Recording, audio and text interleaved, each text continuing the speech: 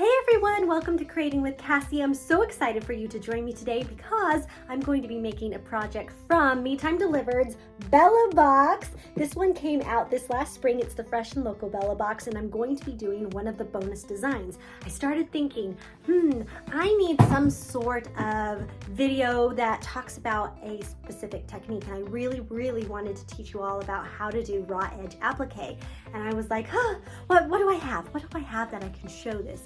And I went, Fresh and Local Bella Box, one of their bonus designs. They have raw edge applique with beautiful farm animals. They have a cow, they have a chicken, and they have a pig, and then they have some stacked animals. And I tell you what, these applique bonus designs are amazing because you can put them on anything. And so when I started thinking, okay, do I choose the cow, the chicken, the pig, the stacked animals? What do I do? I went, I have to do the pig. I have a little girl who loves pigs. She has stuffed animal pigs and she thinks that they are the cutest, and so I thought, okay, that's it. We're going to do the pig design, and I'm going to show you how to do raw edge applique. So let's get started. Okay, so the first thing we're going to do is hoop our stabilizer, and all hoops are fairly similar. We're going to loosen the hoop, and this might look a little bit different depending on your brand of hoop, but they all have a way to loosen it, and we're going to take out the part that's on the inside. Then we're going to take our stabilizer and we're going to measure how much we need. I like to roll it across my hoop so I have a great idea of how much I need. And then I'm just going to trim my stabilizer nice and close, just a smidgen bigger than my hoop. That way I'm saving a lot of stabilizer for other projects and I'm not having a lot of waste, but I still have enough for my project. Then I just recenter my stabilizer, push the inside in, and then I tighten my hoop back up, which again, depending on your machine, the way you tighten your hoop might look a little bit different, but there's always a way to tighten it. And then I'm going to lightly pull on my stabilizer just to get rid of the wrinkles. I'm not pulling it so taut that it becomes a trampoline, I'm just pulling it so that it's wrinkle-free, so it looks like that. And that is how you hoop your stabilizer. It's a good beginning skill if you are a beginning embroiderer, and so make sure you practice just without a project putting some stabilizer in your hoop so you can understand how it goes in before you get stitching. So I took a moment looking at different fabric choices for my daughter, and I know that she loves green. Green is her favorite color, closely followed by pink because she loves pigs so much. So I decided this would be a cute kind of fabric for her pig, and then I put it on a green background, which I thought would be so cute to have a farm animal on a background with green. And so I'm going to do these two pieces. Real quick, I'm going to starch and press them so that they look nice and flat and they have that starch in there so that they perform well while I'm embroidering. I want to put my background fabric in the center of my hoop. And there's a couple of ways you can do this. You can use the free centering crosshairs file from Me Time and Kimberbell, or you can simply draw it with a ruler. And so that's what I'm going to do today. So on your hoop, there's always some marks. It marks the center up here and the center down here, and then the center on each side. So that makes it really easy. I'm just going to take my ruler and my water-soluble pen, and I'm going to draw a line on my stabilizer, move my ruler to my horizontal line, line it up on the lines, and then draw that line. And all of a sudden, I have exactly where my center of my stabilizer is. So to match my background fabric to the lines I've already drawn on my stabilizer, I'm simply going to take it and fold the bottom up, aligning those edges, and then tap that over just a little bit more, and then I'm going to take it and fold it again so that I have 4 squares. And if I have my fabric in 4 squares and 4 squares on my stabilizer, it's going to be really easy to put this in the center. Then I'm simply going to line up my corner with the stabilizer, and then I can unfold my fabric. And just like that, I have my fabric on my hoop. Now I actually have a problem here. because of the direction that my embroidery file is in my machine, my pig is going to stitch vertically. It's not going to stitch horizontally. So I have too much fabric on the sides and it's short on the top. So I actually need to fold this differently so that my vertical and horizontals match the way of my design on my machine. So I'm going to take this and simply rotate it up to this quadrant so that when I unfold it, I have the short side on the horizontal line and the long side on the vertical line. And this matches my embroidery file much better, and I'm going to have a better center design and have it so that when I make it into a pillow, it's going the right direction. And this is how I could see that vertical design, so I know it was going vertically instead of left to right, the horizontal line. And you will see on here, I put another word in here. My sweet daughter doesn't want it to say farm fresh bacon because she loves pigs, so she doesn't want it to advertise the fact that the pig eats bacon. And so I'm actually going to skip the steps that say farm fresh bacon on there, and I'm going to have it embroider the word piggy instead. So that's just for my daughter, and I'm really excited to show you how to do the raw edge applique, even though I am tweaking the design just a little bit for my daughter. So this method that I'm using is called floating. So I'm floating my background fabric.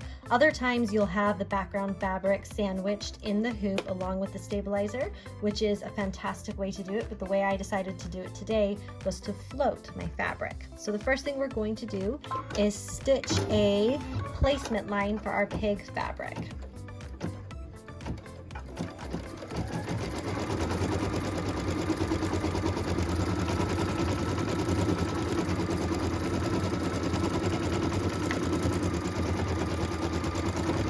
Now that I have my placement line stitched on my background fabric, I'm going to take my pig fabric and I'm going to completely cover that placement line. And you want to double check that you're covering both the tail that sticks out just a little bit more and the ear and the snout. So just double check that. And then I'm going to take a piece of tape. This is the Kimberbell paper tape, and I'm just going to put it on each end of this fabric just to hold it in place. I like to smooth it and then gently put the tape here. So that way, as it's stitching the tack down line, it is going to stay right where I want it. So what we're stitching right now is the tack down line for the pig shape. And this is going to be a thicker line because it is a raw edge applique.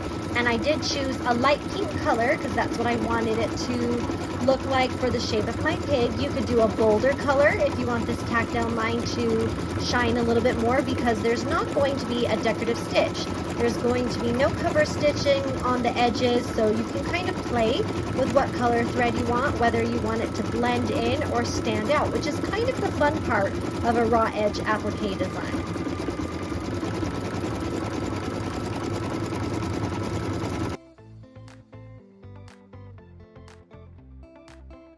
And there we go, we see our really cute pig shape. Isn't it adorable? I cannot wait to see this all trimmed, but we aren't going to trim right now, which I know is different. Normally when we do an applique, we'll do that tack down line and then immediately we'll trim, but we're not going to do that for this design. We're going to pull off the tape just because we don't need it anymore. We can get that out of the way. And then we're going to take our fray check, and I'll explain why. When you do raw edge applique, we are leaving a raw edge of fabric on the other side of these stitches, just to the left of them or the right, depending on which side of the design you're on. And then we're going to just have it cut close and leave it alone. And there's not going to be any sort of decorative stitch. And so we're going to take our fray check at this point, and we're going to just trace around the line we just stitched. And this just helps everything stay in place, and it helps the fabric not fray so much when we leave it alone instead of putting a decorative stitch around it. So I'm just tracing, just letting the natural flow from the bottle come out, and I'm tracing the stitches. And I'm doing this at this point because it needs some time to dry before I go in and trim. Just tracing it. And then when I go in here and I do some extra stitching that's decorative in the middle of my pig, sometimes your fabric shifts a little bit. And so I'm going to leave the trimming for after that has been done so that I don't have any trimming and then shifting happening and things not lining up as pretty as I want. So instead of trimming now, we put the fray check, let it dry, and we're gonna go do the inside decorative stitches and then we'll trim later. Okay, so this design has some really pretty floral designs on here, and I thought, okay, what color should I do? Because my daughter loves green and she loves pigs, so I thought let's do a green. And so I chose this glide color called Sprout, and I chose it because it's kind of a turquoisey green, which kind of works with the green here and then the blue. So I kind of combined those two together to choose my decorative thread. So this third machine step is doing that decorative lines. It's kind of a leafy line, and then it has kind of like two little knots on there. So we're gonna go ahead and let that stitch.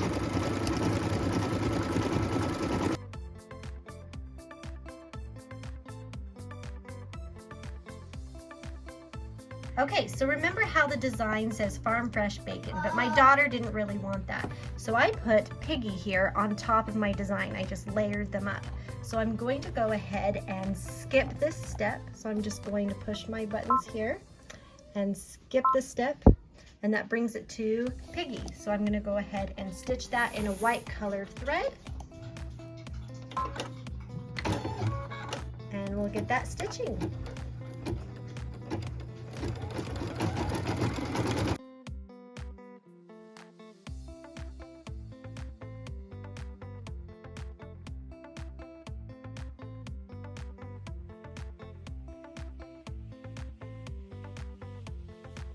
Look at this, isn't it so cute? I absolutely love it, but we're not done yet. Our embroidery might be done, but we're not done. We are going to take our embroidery scissors. I prefer the ones that have a little bit of a curve to them. You can also use the duckbill ones, or you could use some smaller snips, but you want scissors where you can get really close to the stitches, and that's why I prefer these ones. So what we're going to do is we're going to clip away the excess fabric close to the stitches, but far enough away that we have a nice finished edge. So we're just going to go around and trim it up. And I'm just going to cut this off so you can kind of see. This is what we're looking for. We're looking for a little bit of excess fabric after the stitch line.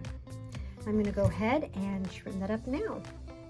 Now, one thing that I do is I do a rough cut, especially when I have all these details to come cut inside.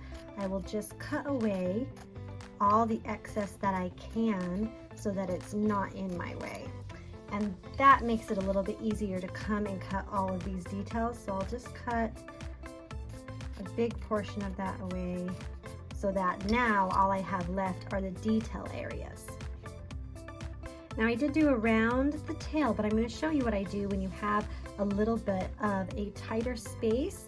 I'm going to come in here and I'm going to make a slit down the middle, right to the point of where I need to be, and then I have an easier access point for where my scissors can go and trim. And then I'll flip my hoop around and I'll come do the opposite side. So I keep my hand where I am comfortable cutting to get into those tighter spaces. All right, and that's how it looked all trimmed up. Isn't it adorable? I am so excited to give this to her as a gift. And so I'm just going to release the hoop now that I've trimmed. And you can trim with it outside the hoop. I prefer it in the hoop because then it's held steady for me while I'm trimming. So then I take it out after I'm done cutting. Just set that aside. Oh, isn't it so cute? Okay, I'm going to flip it over and I'm just going to trim away all the excess stabilizer just so I can remove bulk in my design. So it's just around the pig. And get this ready to turn into a pillow for her.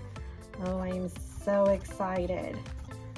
She's going to love this, you guys. And if you try it, I cannot wait to see your designs. You'll have to post them in the comments. But there's that piggy. And then all I'm going to do now, I think I'm going to do a border and make her a little flange pillow for her bed.